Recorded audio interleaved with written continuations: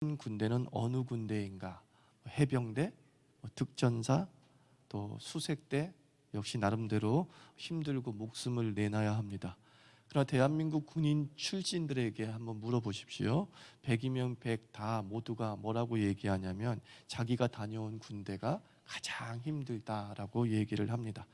우리 교회도 아마 다양한 군대 출신이 있을 것 같습니다. 보병, 포병, 운전병, 보일러병, 방위, 요즘은 이게 공익, 거기다가 이제 면제도 있을 수 있겠죠.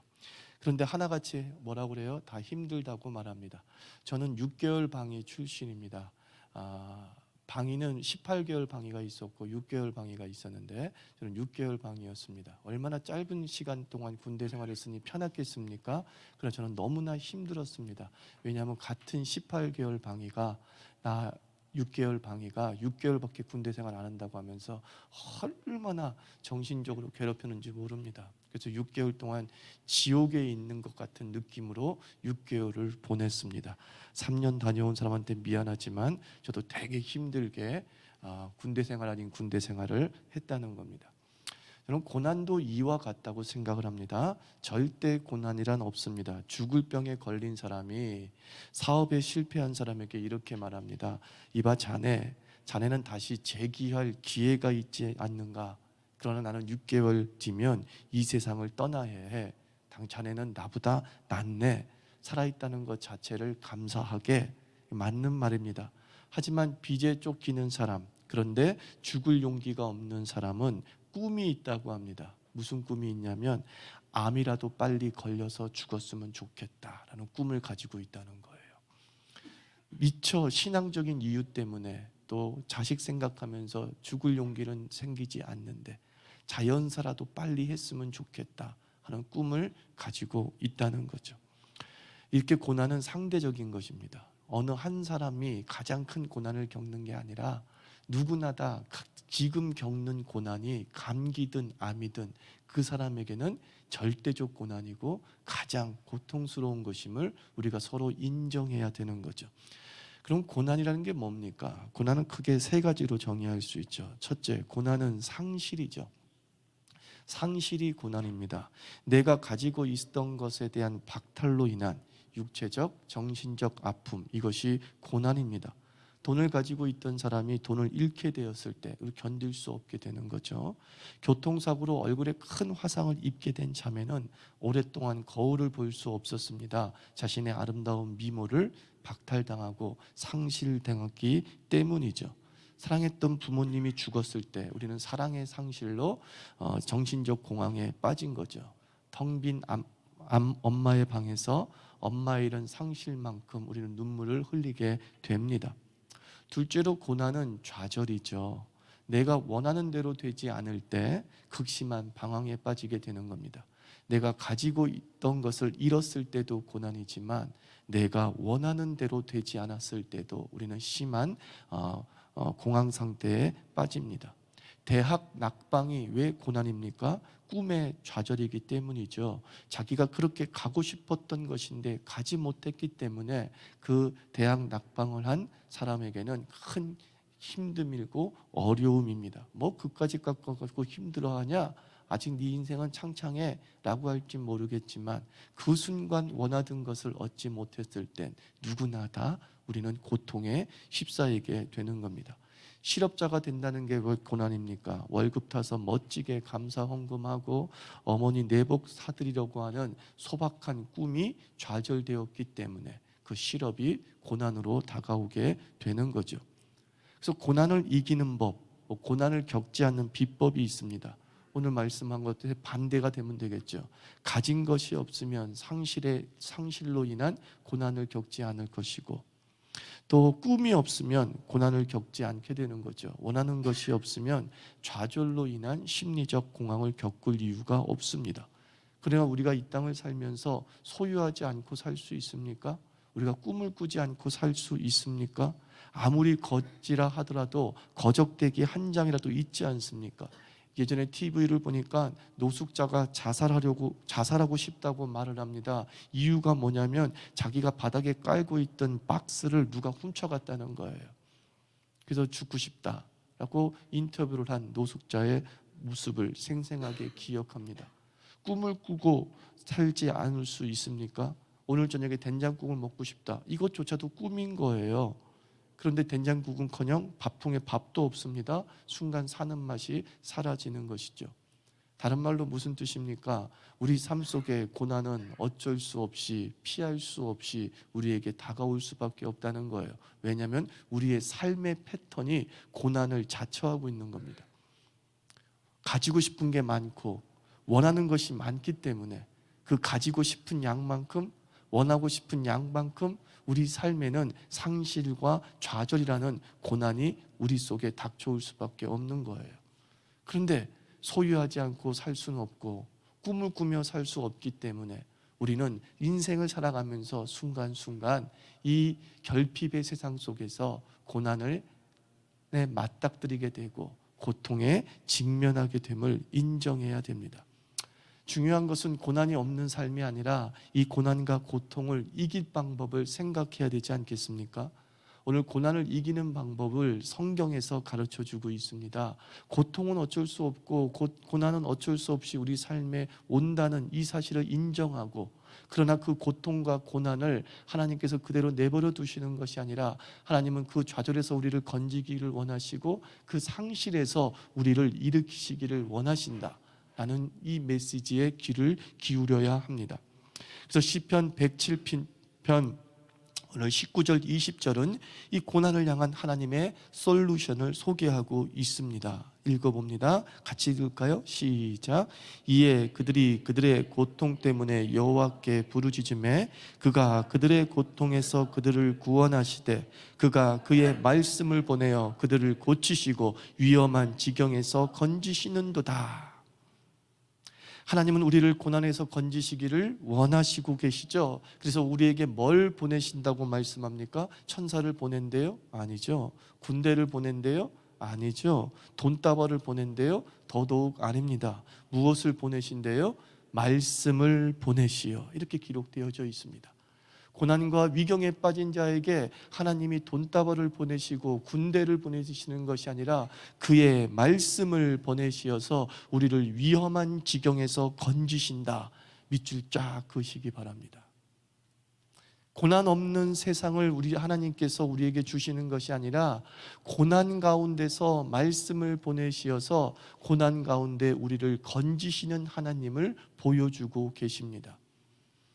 다시 반복해서 말씀드립니다. 고난 중에 하나님의 솔루션이 군대입니까? 돈다발입니까? 아니죠. 말씀이 하나님의 고난에 대한 솔루션이에요. 하나님은 말씀을 보내시어서 우리를 위험한 지경에서 건지신다는 겁니다. 고난이 없을 수는 없지만 고난은 경중은 있을 수 있겠죠. 같은 고난인데 어떤 이에게는 목숨만큼 무겁고 같은 고난인데 어떤 이에게는 미소로 말릴 만큼 가볍게 여겨지는 이유가 뭐냐? 그 사람에게 말씀이 있느냐, 그 사람에게 말씀이 없느냐의 차이였다는 거죠. 욥처럼 극심한 박탈과 좌절의 고난을 겪은 사람은 없습니다.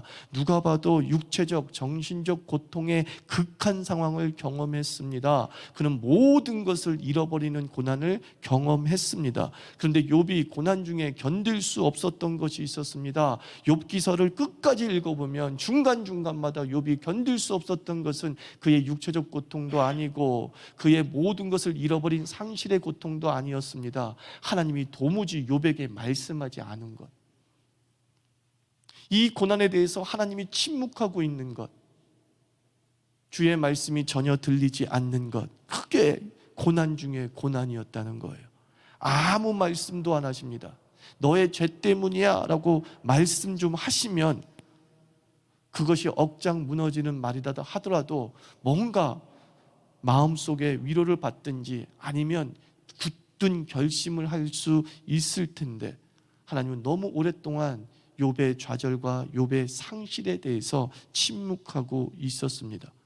그래서 욥의 고난은 말씀의 공로로 인해서 더 견딜 수 없었던 거죠.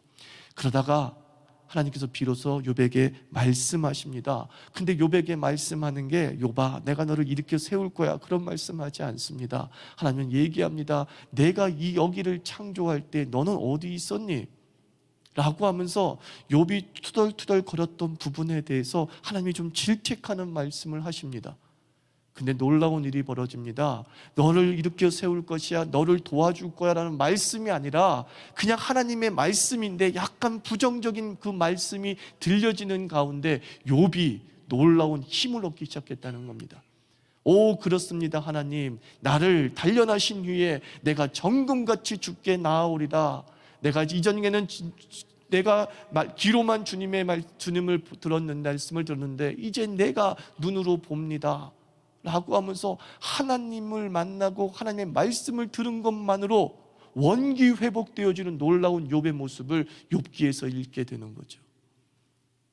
신앙인은 돈 없어도 살 수 있습니다. 신앙인은요, 가족 없어도 살 수 있어요. 사실 신앙인은요, 집 없어도 살 수 있어요. 신앙인은 하나님 없으면 못 삽니다. 주의 말씀이 들리지 않으면 살아도 산 게 아니다라는 것이 바로 욥의 고난이 보여주는 모습입니다.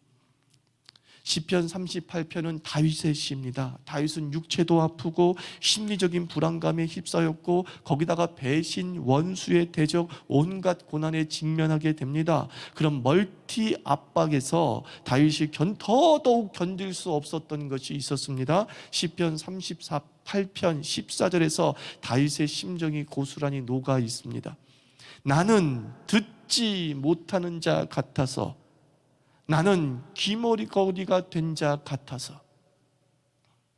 고난 중에 있는데 도대체 자기 귀에 주의 말씀이 안 들리고 있더라는 거예요.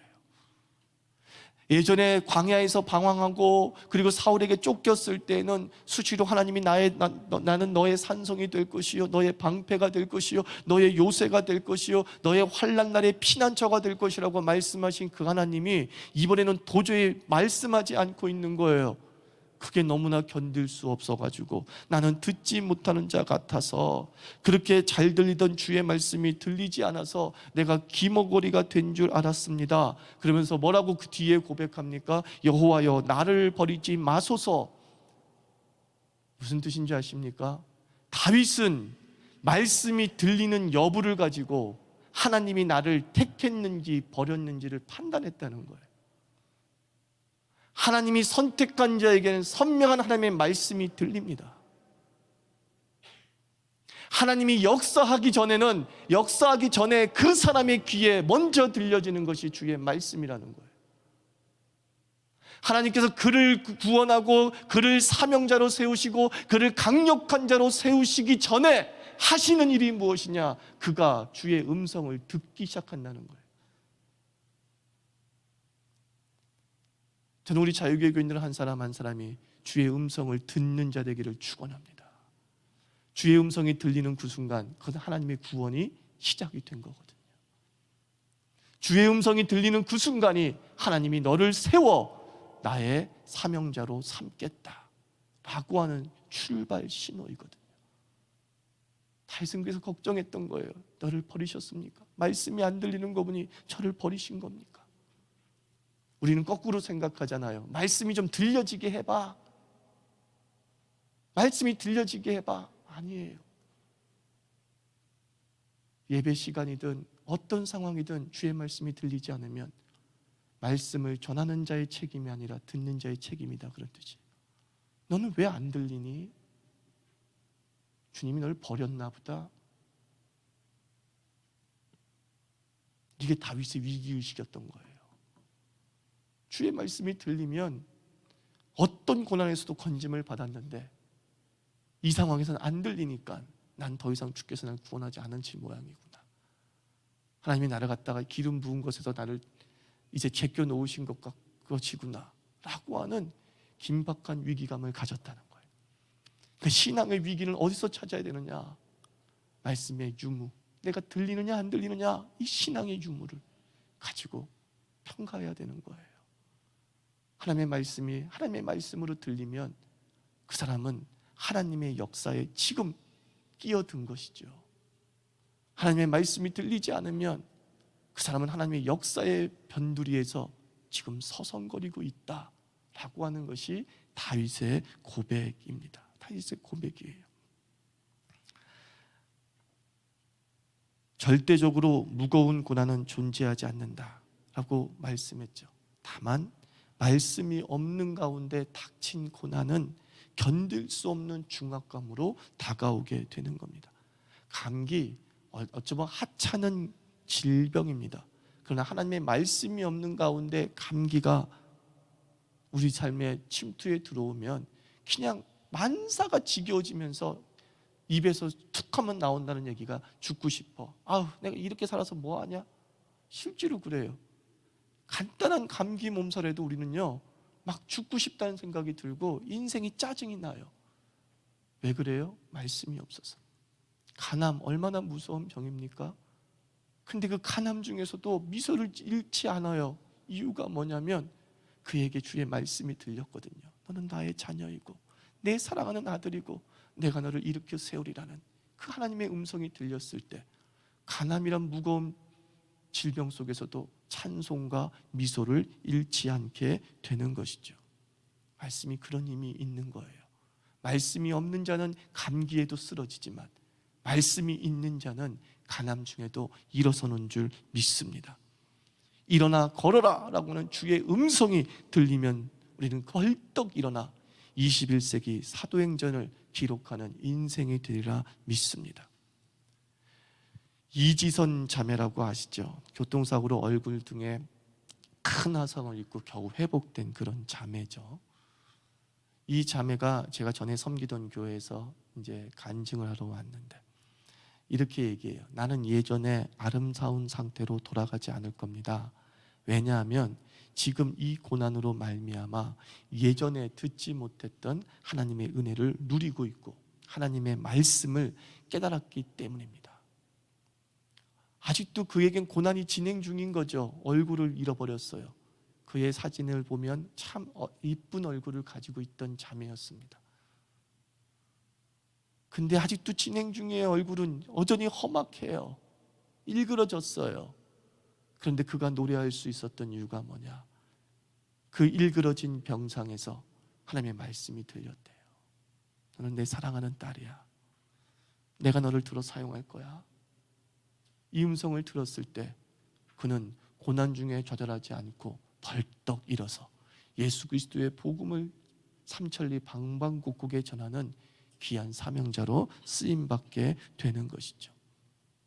그러므로 말씀 중에 일어나는 구체적인 역사 4가지 전하면서 말씀을 맺겠습니다. 말씀 중에 우리는 하나님의 임재를 체험합니다.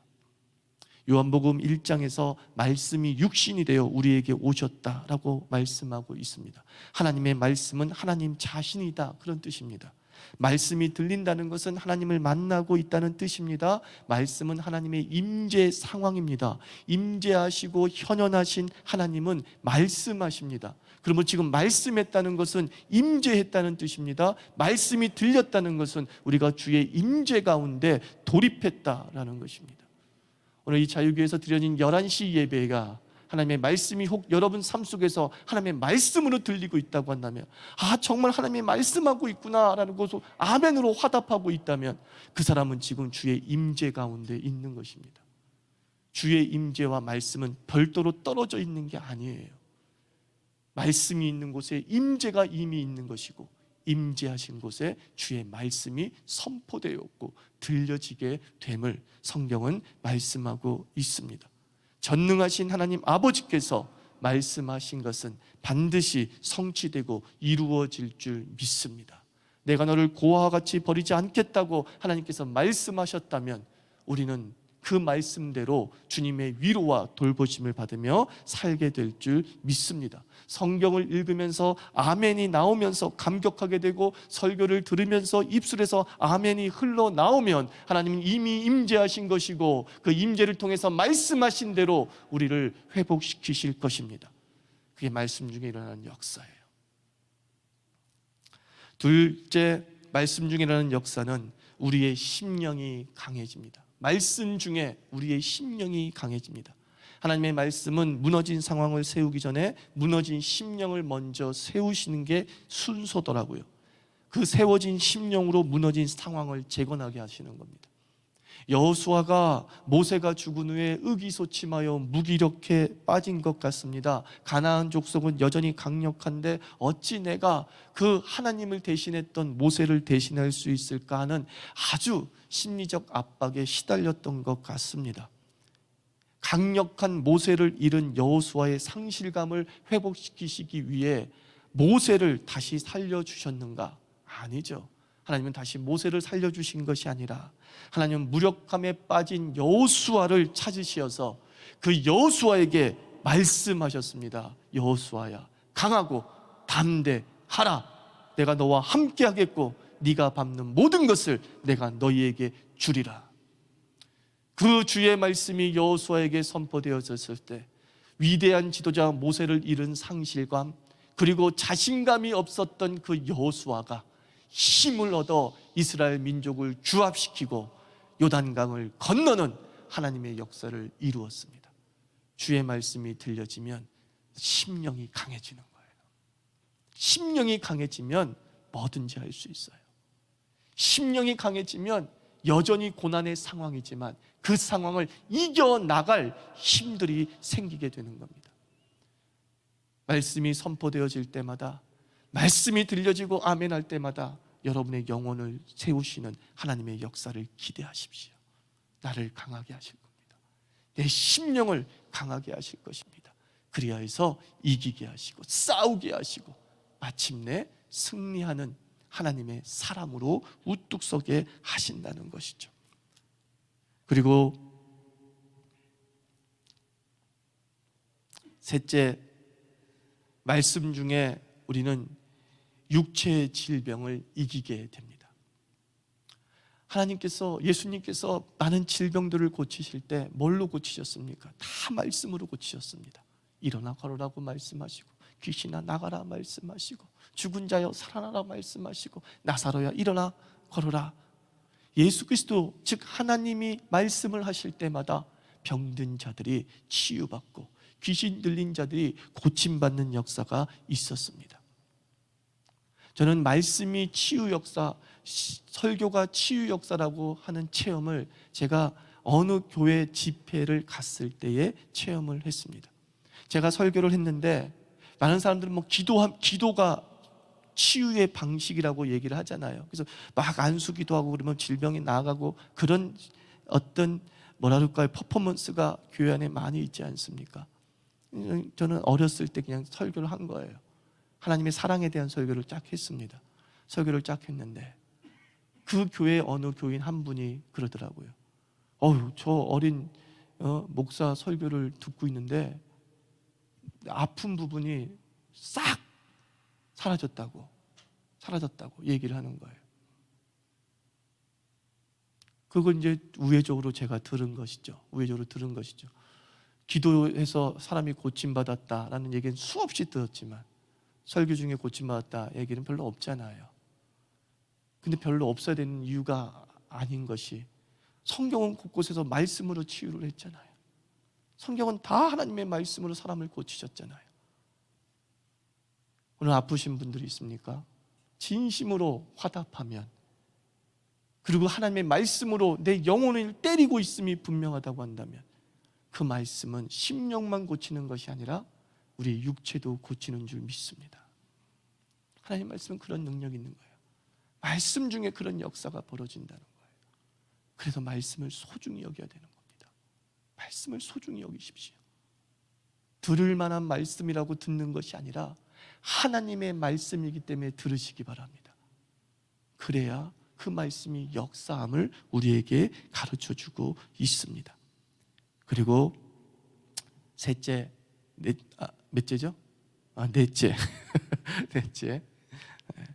말씀 중에 지혜가 생깁니다. 말씀 중에 지혜가 생깁니다.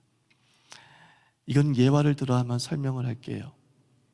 성경은 뭐 오래된 미래라고 얘기하고 설교는 오래된 현재다 이런 얘기를 합니다. 말씀 속에서 우리는 미래를 볼 수 있고 설교를 통해서 현재의 적용점을 찾을 수 있다라는 뜻에서 말씀은 오래된 미래고 설교는 오래된 현재다 이런 얘기를 합니다. 권사님 한 분이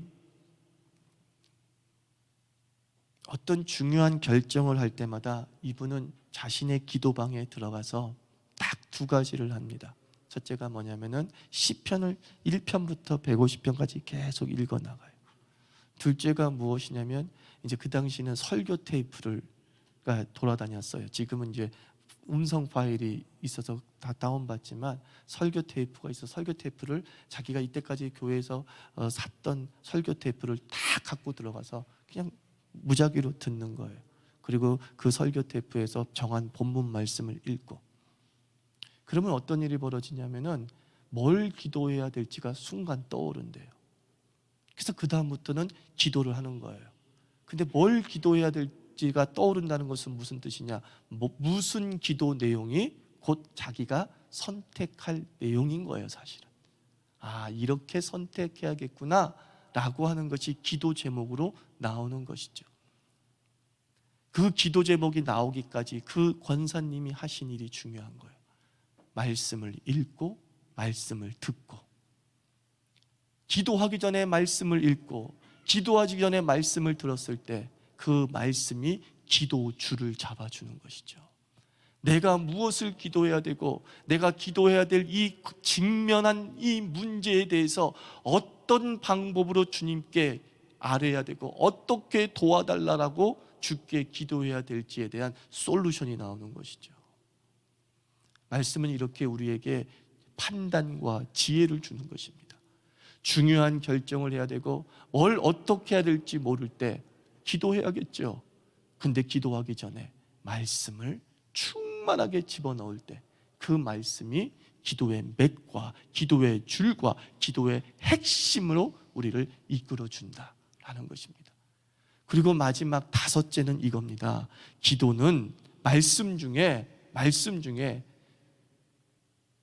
속히 해결되는 역사를 체험하게 됩니다. 시편 147편 15절 말씀 다 찾아보세요.